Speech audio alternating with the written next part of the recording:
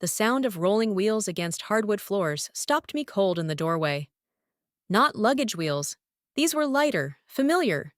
The distinct scrape of my daughter's pink princess suitcase, the one we bought for our Disney trip last summer. "What are you doing?" I asked, my voice echoing through our suddenly strange-feeling home. Ryan stood in Lily's bedroom doorway, his shoulders tense beneath his faded Stanford sweatshirt. "What needs to be done?" he said, not turning to face me. He kept packing, methodically folding Lily's favorite unicorn pajamas into the small case. I'm Gabby, and until 30 seconds ago, I thought I was having a pretty good day. I'd successfully completed a complicated root canal, signed 2 new patients, and even managed to leave the office early enough to surprise Lily with her favorite mac and cheese for dinner. "Stop." I moved toward him, my heels clicking against the floor like a metronome counting down to disaster. "Ryan, whatever this is me accepting reality." He finally turned, and the hollow look in his eyes made my stomach clench. "We both know it's been coming." "Where's Lily?" "At my mother's. I asked her to watch her for a few hours." The room spun slightly. Martha! Of course she'd help him with this. She'd never approved of my career ambitions, always hinting that a proper mother would spend less time at the office and more time at home. "You can't just take her," I said, gripping the doorframe. "We need to talk about this." "Talk?" He laughed, but it wasn't the warm sound I'd fallen in love with 12 years ago. "That's rich, coming from you. When was the last time we really talked, Gaby? Between your patients and your expansion plans and your constant meetings?" "That's not fair. I'm building something for our future." "Our future?" He shoved a stack of folded clothes into the suitcase. "There is no our future anymore. You built your castle, and there's no room in it for me. Because you stopped trying." The words burst out before I could stop them. 6 months without even looking for a job, Ryan. 6 months of gaming and pretending everything's fine while I carry all the weight. His face darkened. "You think I'm not trying? You think I enjoy watching my wife become the sole provider while I send out resume after resume? Do you know what it's like to be told you're overqualified, or too expensive, or too old?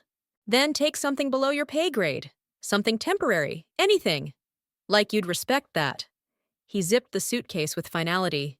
"You barely respect me now." The truth in his words stung, but I pushed past it. "Where are you planning to go?" "My mother offered her guest room until I figure things out." He wouldn't meet my eyes. "Lily will have her own space there. It'll be good for her to have a more stable environment." "Stable?" I stepped closer, anger rising like bile in my throat. "You're ripping her away from her home, her school, her friends." "I'm giving her a chance to have at least one parent fully present in her life." The cruelty of it knocked the wind from my lungs. I watched him gather the suitcase, along with a backpack I hadn't noticed before.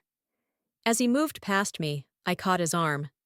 "Ryan, please, we can figure this out. We can get counseling, adjust my hours, something." For a moment, something flickered in his eyes. Doubt, maybe regret. Then it hardened into resolve. "It's too late," he said quietly. "I've already accepted a job offer in Phoenix. Mother's coming with us. Fresh start." The world tilted sideways. Phoenix, 2 states away. My 5-year-old daughter, my reason for everything, would be 2 states away. "You can't," I whispered. "I won't let you." He pulled his arm free. "Check your email. My lawyer sent the custody papers an hour ago." As he walked away, wheels rolling behind him like distant thunder, I stood frozen in my daughter's half-empty room. The space felt wrong, violated.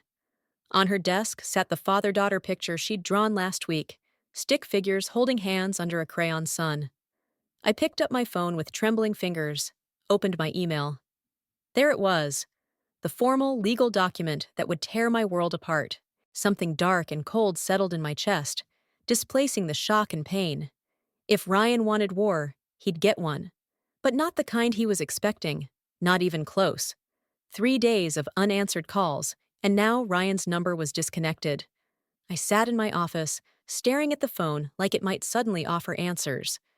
The morning sun cast shadows through the Venetian blinds, striping my desk with bars of light. "Your 9 o'clock is here," Samantha said, poking her head in. She took one look at my face and stepped inside, closing the door. Still nothing? He's ghosting me. I set the phone down before I could throw it. My own husband is ghosting me while his mother has my daughter. Have you talked to a lawyer yet? Meeting one this afternoon.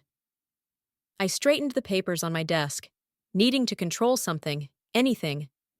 But that's hours away, and I can't even talk to Lily. Samantha perched on the edge of my desk, her expression serious. You need to focus on what you can control right now. The practice needs you present. Your patients need you focused. How can I focus when? Because you have to. Her voice was gentle but firm. Ryan's trying to prove you're not reliable. Don't give him ammunition. The truth in her words stung. I nodded, took a deep breath, and reached for my white coat. Wait, Samantha said. There's something else you should know. Derek called the office earlier, asking for you. I froze. Ryan's friend Derek? He wants to meet, says it's important. My heart picked up speed. Derek had been Ryan's closest friend since college, the best man at our wedding. If anyone knew what Ryan was planning. Set it up, I said. Tonight, after my last patient. The day crawled by in a blur of routine procedures and forced smiles. Every time my phone buzzed, hope surged, only to crash when it wasn't Ryan or Martha, finally letting me speak to Lily. Derek was waiting in the parking lot when I finished my last appointment. He looked uncomfortable, shifting his weight from foot to foot. Thanks for meeting me, he said, not quite meeting my eyes. Just tell me what's going on, Derek. He glanced around the empty lot. Not here. Can we grab a coffee? 20 minutes later, we sat in a corner booth at the local diner. Untouched coffees growing cold between us. Ryan's not thinking straight, Derek said finally. He's been different lately, paranoid, talking about starting over completely. Different how? He's convinced you're trying to push him out, make him look bad. Says you've been gathering evidence against him, planning to take everything. I almost laughed. I've been trying to save our marriage. Have you? His question was quiet but pointed.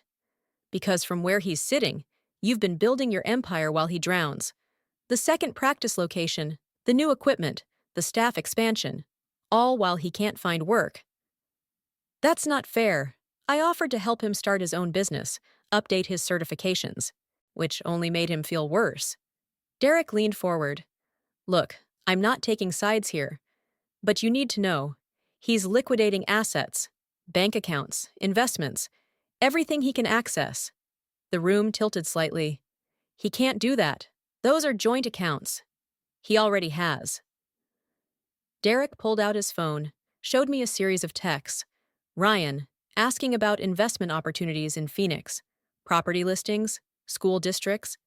He's really planning to take her, I whispered. Gabby! Derek hesitated. There's more.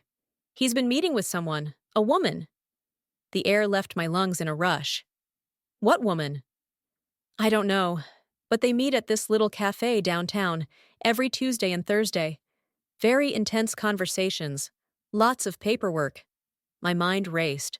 Tuesday and Thursday afternoons, when Ryan was supposedly at job interviews. Why are you telling me this? Derek's expression darkened. Because what he's doing isn't right, and because... He swallowed hard.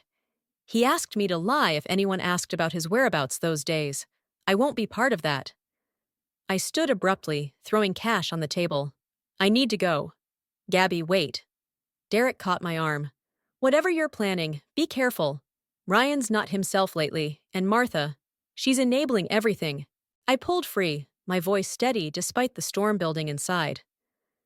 Thank you for the warning, Derek, but careful isn't what Ryan needs to worry about right now. As I walked to my car, my phone buzzed. A text from an unknown number. Mommy, when are you coming to get me? Grandma says you're too busy. The screen blurred as tears filled my eyes. Then clarity came, sharp and cold as a surgical blade. Ryan wanted war? Fine. But he'd forgotten one crucial detail. I'd spent years learning exactly where to cut to cause the most damage. The bank statement glowed on my laptop screen like a confession. 6 months of transactions, each one a betrayal in neat digital rows. Gaming subscriptions, virtual currency purchases, donations to online streamers. Thousands of dollars hemorrhaging from our savings while Ryan claimed he couldn't afford new work clothes for interviews. My fingers trembled as I scrolled through the evidence. A notification popped up. Another transfer initiated, this time to something called Phoenix Gaming League. The front door clicked open. I didn't look up. "You're home early," Ryan said, dropping his keys in the bowl by the door. "Interesting day at the bank." My voice sounded strange, distant. "They called about unusual activity on our accounts, wanted to verify some transactions." The silence stretched like a rubber band about to snap. I heard him take 2 steps toward me, then stop. "Gabby, I can explain." $15,000. Now I looked at him. "In 6 months, while I worked overtime to cover our mortgage." He ran a hand through his hair, a nervous gesture I used to find endearing. "It's not what you think. The gaming, it's networking, professional connections. There are opportunities." "Don't." I turned the laptop toward him. "Don't you dare try to justify this. Look at these charges. Look at what you've done to our daughter's college fund." "I'll pay it back. Once I land this position in Phoenix." "There is no position in Phoenix, is there?" The realization hit like a physical blow. "That's why you've been meeting that woman at the cafe, planning your escape with our money." His face went slack with surprise, then hardened. "You've been having me followed?" "Friends talk, Ryan. Maybe you should choose yours more carefully." He laughed, a harsh sound that scraped against my nerves. "That's rich, coming from you. How many dinner dates with your suppliers have you had this month? How many networking events that run late into the night?" "Don't deflect. This isn't about my work. This is about you stealing from our family." "Stealing?" He stepped closer, looming over my desk. "Half of that money is mine. I earned it during the good years, while you were still building your precious practice. And now you're gambling it away on virtual weapons and fake friends. They're more real than anything in this house." The words exploded from him. "At least they see me. They value what I contribute. When's the last time you asked about my day without checking your phone? When's the last time you looked at me without disappointment in your eyes?" Something inside me cracked. "When's the last time you gave me anything but disappointment to look at?" The moment the words left my mouth, I knew we'd crossed a line we couldn't uncross. Ryan's face went white, then red. "I want access to all the accounts restored," I said into the deadly silence. "Now." "Or what?" "Or I call the police, report fraud, show them exactly where their investigation should start." He smiled then, a cold expression I'd never seen before. "Go ahead. Show them how you've been moving money between accounts to avoid taxes. Show them the cash payments you've been taking from certain patients. I've been watching too, Gabby. I know where all the bodies are buried." My blood turned to ice. Those arrangements were completely legal, carefully structured by my accountant. But the implication alone, if he went public. "You wouldn't dare." "Try me." He turned toward the door, then paused. "Oh, and Lily loved her first day at her new school. Martha found a wonderful private academy in Phoenix, already paid the deposit, with our joint funds, of course." The laptop crashed to the floor as I stood. "You enrolled her without my consent? Consider it done with the same consideration you showed when making all your business decisions." He reached for the door. "By the way, I've frozen the main accounts. You'll need my signature to access anything over $500. Enjoy running your empire on petty cash."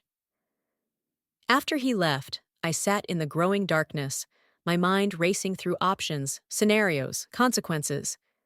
The practice needed that money, my patience, my staff, everything I'd built. My phone lit up with a text from Samantha. "Derek called again. Says he has more information. Important." I picked up the phone, my fingers steady now, anger crystallizing into purpose. Ryan thought he could corner me? Fine. But he'd forgotten something crucial. Cornered animals are the most dangerous. Time to show him exactly how dangerous I could be. The real estate listing mocked me from my computer screen. A 4-bedroom house in Phoenix, already marked sale pending. I recognized the bank transfer amount from our joint account. The exact amount. He's really doing it, I told Samantha, who stood behind my desk reviewing patient files. Moving our whole lives without even pretending to discuss it. What did your lawyer say? That fighting an interstate custody battle will drain every penny I have. I closed the browser window with more force than necessary. And that's assuming I can even afford to start one now that he's frozen the accounts. The intercom buzzed.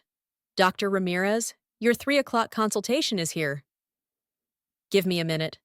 I reached for my white coat, but Samantha caught my arm. There's something else you need to see first. She pulled up an email on her tablet. Remember that equipment financing application you submitted last month? It was denied this morning. My stomach dropped. That's impossible. My credit is perfect. Was perfect. Someone reported suspicious activity on your accounts. The underwriters are requesting a full audit before they'll reconsider. The pieces clicked together with nauseating clarity.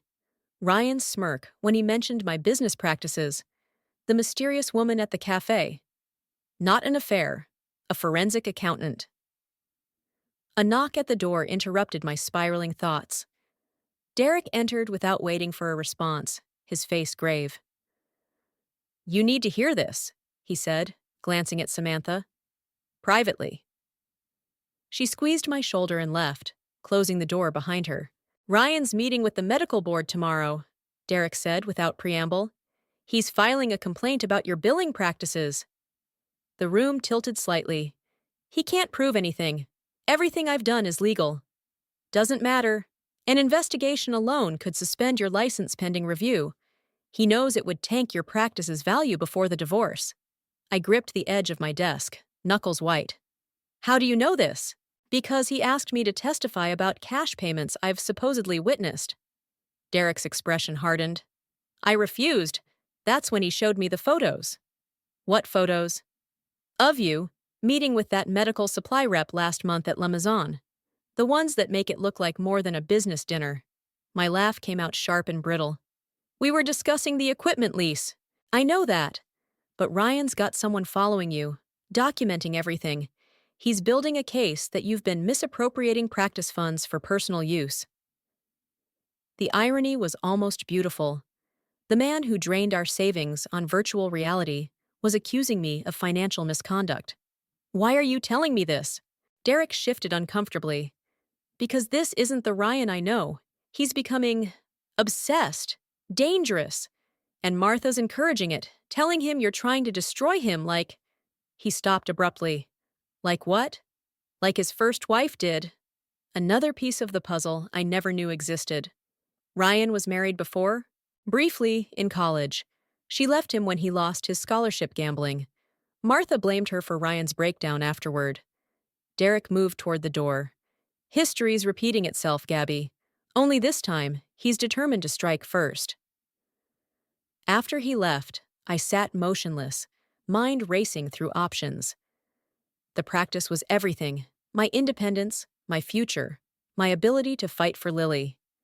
If Ryan succeeded in suspending my license, even temporarily, my phone chimed with a text from an unknown number. A photo of Lily in a new school uniform, beaming at the camera. Below it, Martha's message. She's so much happier here. Don't ruin that by fighting what's best for everyone. Something snapped inside me. They thought they had me cornered? Fine. But they'd forgotten something crucial about cornered animals. We fight hardest when we have nothing left to lose. I picked up my phone and dialed Samantha's extension. Cancel my afternoon appointments. Then call that private investigator you mentioned last week. I paused, ice crystallizing in my veins. And get me everything you can on Ryan's first marriage. Everything. What are you planning? I thought of Ryan's smirk, Martha's manipulation, my daughter's smile in a stranger's uniform. I'm done playing defense. It's time to show them exactly what destroying someone really looks like. The line went quiet for a moment. Then Samantha's voice, soft but determined. I'll make the calls. I hung up and opened my laptop, fingers hovering over the keyboard. Time to start digging. After all, everyone has secrets. And I had nothing but time to uncover them all. The private investigator's file landed on my desk with a dull thud. Inside, Ryan's past unfolded like a roadmap of destruction. Gambling debts from college, a restraining order from his first wife, therapy sessions for anger management, all carefully hidden beneath his perfect engineer facade. His former employer's HR file was particularly interesting, Samantha said, tapping a highlighted section. 3 complaints of aggressive behavior before his voluntary resignation. I traced the words with my finger, remembering Ryan's explanation. Corporate downsizing, nothing personal. Another lie. My phone buzzed. Derek. Ryan's meeting with the medical board moved up, tomorrow morning. He's rushing it, Samantha said, reading over my shoulder. Why? Before I could answer, Martha's number flashed on my screen. I put it on speaker. Gabby, dear. Her voice dripped honey-coated venom. I thought you should know Lily's having such trouble sleeping. She keeps asking why Mommy doesn't want to talk to her. My fingers curled into fists. You're blocking my calls. For her protection. Your instability concerns us. The board will hear all about it tomorrow. The line went dead. I looked at Samantha, understanding dawning. They're building a narrative, I said. Unstable mother, unsafe practice environment, which makes the financial audit look even worse. Samantha's face hardened. We need to move faster. I opened my laptop, pulling up Ryan's gaming profiles. Thousands of hours logged, transactions hidden in cryptocurrency, a digital escape that cost us everything.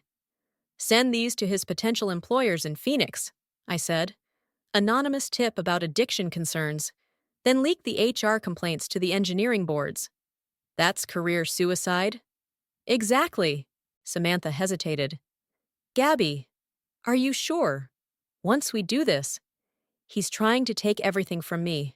My daughter, my practice, my reputation. I turned the laptop toward her. I'm just returning the favor. The office door opened. Derek stepped in, face pale. You need to see this. He held up his phone.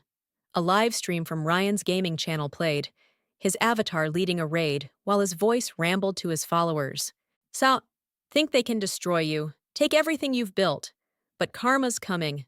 Tomorrow, everything changes.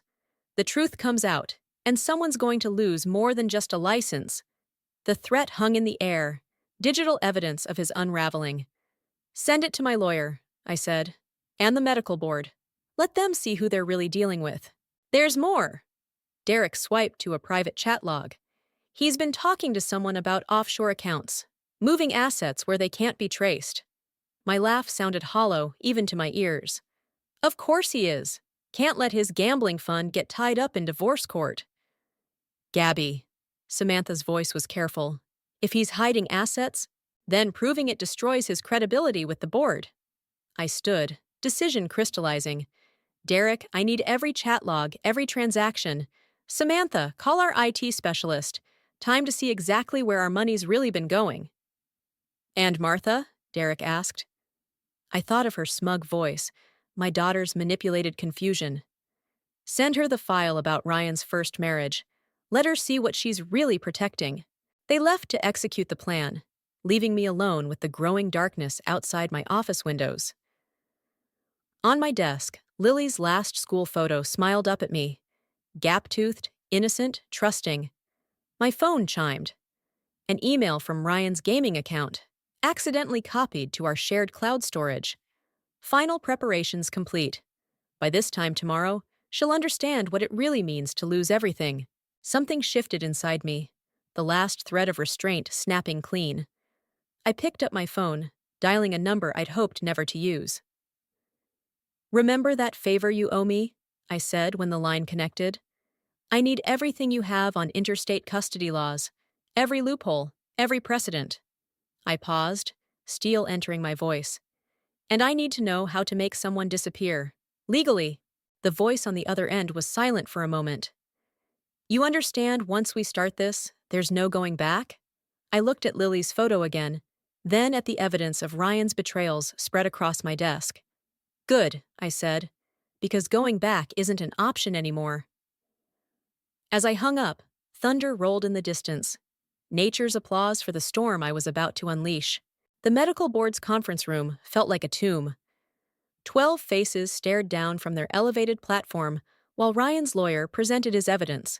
Screenshots of my suspicious financial transactions, carefully edited to look damning. "And here," he said, pointing to a highlighted section, "we see Dr. Ramirez accepting cash payments without proper documentation." My lawyer shifted beside me, but I barely heard his objection. My eyes were fixed on Ryan, sitting across the room with Martha. He wouldn't meet my gaze, but the slight curl of his lip told me everything.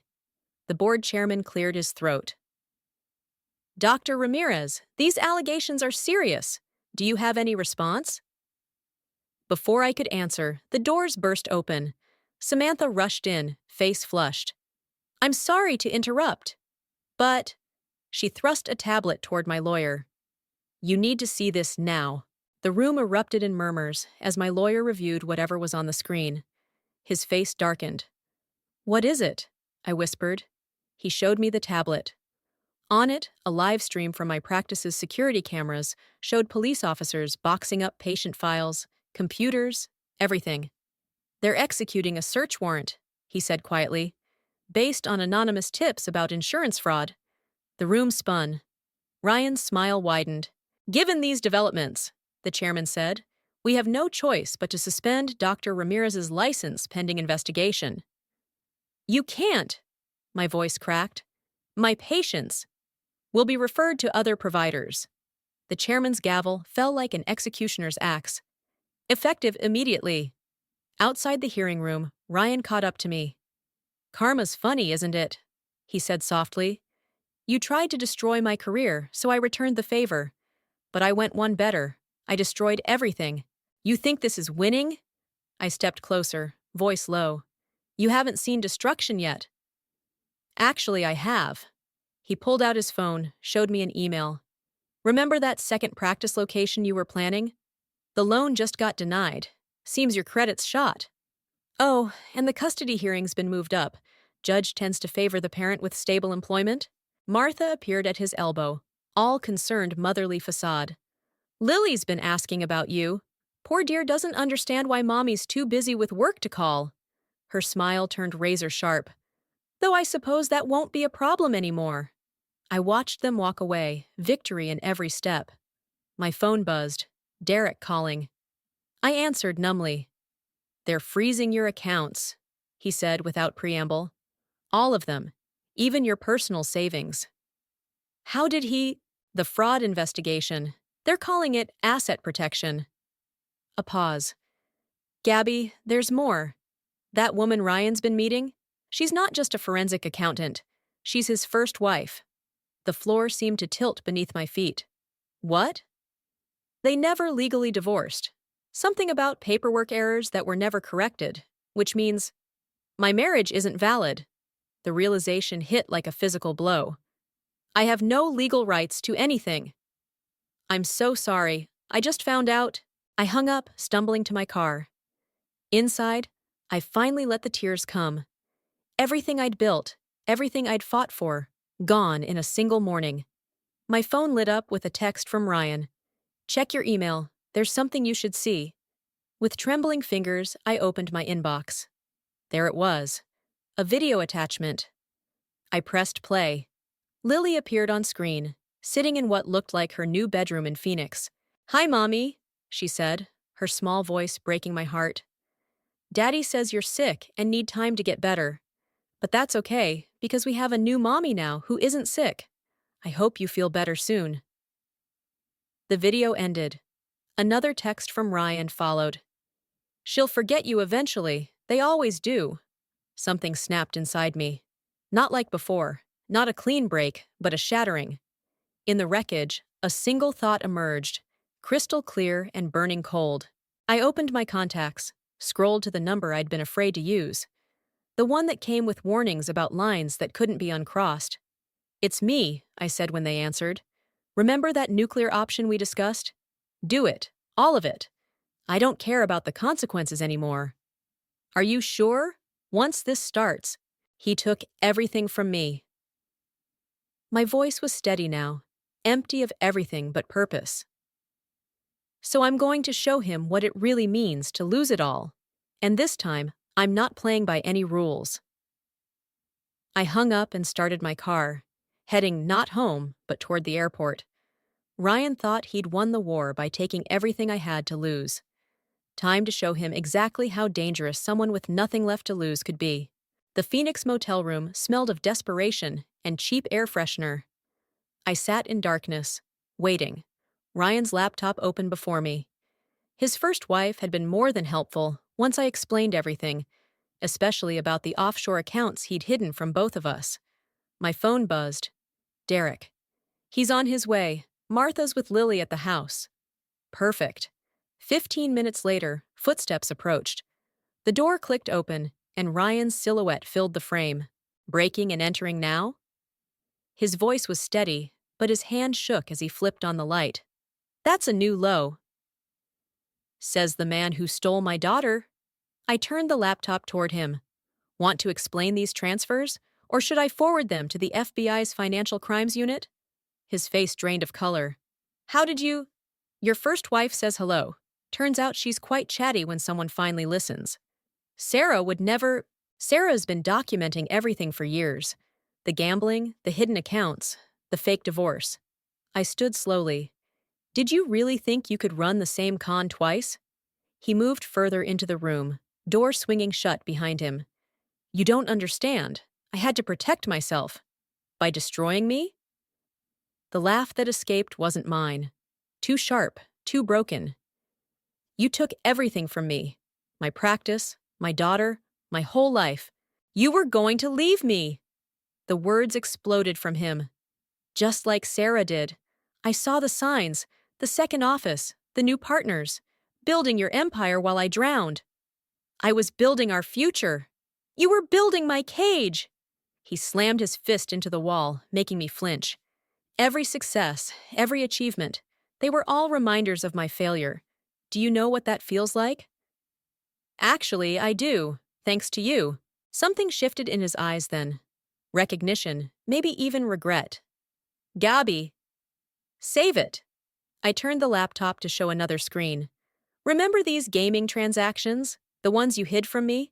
They're about to become very public, along with proof that you committed fraud by claiming a valid marriage to get joint accounts. You'll destroy yourself, too. Your practice is already destroyed, remember? I stepped closer. But here's the difference. I can rebuild. You?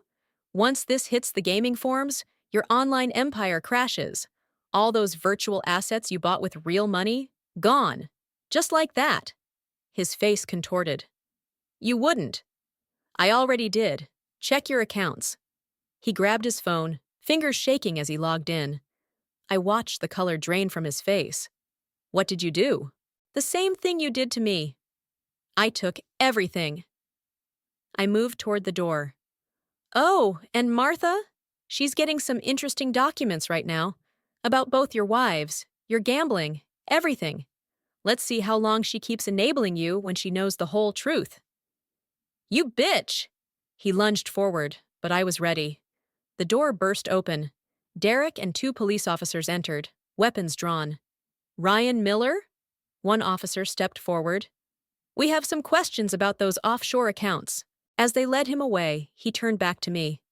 What about Lily? She needs her father. She needs the truth, which she'll get, when she's old enough to understand what you really are. Later, in the parking lot, Derek handed me a flash drive. Sarah sent more files, things that could bury him completely. I stared at the small device, feeling the weight of all it contained. Did you know? About them still being legally married? Not until recently, when I figured it out. He shook his head. I couldn't be part of his lies anymore. My phone chimed. Samantha. Martha's lawyer called. She wants to talk custody arrangements. Victory should have tasted sweeter. Instead, I felt hollow, scraped clean of everything but exhaustion. What now? Derek asked softly. I pocketed the flash drive, thinking of Lily, of the wreckage of two families, of the cost of revenge. Now? I watched the police car carrying Ryan disappear into the night. Now I rebuild. But first, I'm going to hug my daughter. As I walked to my car, another text came through from Sarah. Thank you for finishing what I couldn't. Be careful, though. He always finds a way back. I deleted the message without responding. She was right about one thing. This wasn't over. But next time, I'd be ready. And next time, I wouldn't be the one losing everything. The manila envelope sat unopened on my desk, Sarah's careful handwriting stark against the brown paper. Inside, the final piece of evidence that could destroy what remained of Ryan's life. Proof of his ongoing fraud against his gaming investors. My phone buzzed. Martha's text was brief. Lily's asking about her father. What should I tell her? The irony wasn't lost on me. 2 months ago, she'd been keeping my daughter from me. Now she was asking my permission. Amazing what a complete picture of your son's deceptions could do to maternal loyalty. I picked up the envelope, feeling its weight. One phone call to the FBI, and Ryan's plea deal would evaporate. He'd face the maximum sentence for financial fraud, his gaming empire exposed as a pyramid scheme that had cost people millions. The office door opened. Samantha entered with a stack of papers. The medical board cleared you, she said. Full reinstatement, with an official apology. And the practice? Insurance audit came back clean. We can reopen next week. She paused, studying my face. What's wrong? This is what we wanted. I held up the envelope. Sarah sent proof about the gaming scam, enough to add years to his sentence. Are you going to use it? The question hung in the air as Derek appeared in the doorway, his expression grim. Ryan's asking to see Lily, he said. Says he wants to explain things before he goes away. No. The word came automatically, sharp as a scalpel. Gabby. Derek stepped closer. He's lost everything. His mother, his freedom, his whole life. Maybe, like he took everything from me? I stood, moving to the window. Outside, patients were already filling the parking lot, ready for our reopening. Like he tried to destroy everything I built? And you won? Samantha's voice was gentle. Is this what winning feels like? I opened the envelope, spread the documents across my desk. Evidence of Ryan's deepest betrayals, not just of me, but of everyone who trusted him. One call would complete my revenge, ensure he'd never recover. My phone buzzed again. A video message from Lily. Mommy, can I show you my new drawing? It's our family, but Daddy's far away because he's sick like you were. When will you both get better? Something cracked inside me. Not like before, not the shattering that led to revenge, but a softer breaking, a release. I gathered the papers, walked to the shredder in the corner. The sound of destruction filled the room, but it felt different this time. Like letting go instead of tearing down. Tell Martha I'll pick up Lily after school, I said, turning to Derek. And tell Ryan, tell him I'll think about supervised visits, once he's completed therapy. That's it? Samantha asked, after everything he did? I looked around my office, at the certificates on the wall, the patient files waiting to be reviewed, the life I'd rebuilt from ashes. You know what real power is? I said quietly. It's having the ability to destroy someone completely and choosing not to. It's breaking the cycle instead of perpetuating it. He doesn't deserve your mercy, Derek said. This isn't about what he deserves. It's about who I choose to be. I picked up my white coat. Now, if you'll excuse me, I have patients waiting. As they left, I typed a response to Martha. Tell Lily that sometimes people make mistakes because they're hurting, but that doesn't mean they can't learn to be better. I sent the message, then deleted Sarah's number from my phone. Whatever happened next, it wouldn't be about revenge anymore. My first patient of the day was waiting. A young girl, nervous about her first dental visit. As I approached her with a reassuring smile, I caught my reflection in the window. I looked different somehow, stronger, but softer too. The taste of revenge had been sweet, but this feeling of choosing who I wanted to be instead of who hurt had made me. This tasted like freedom. And freedom, I was learning, was the sweetest revenge of all.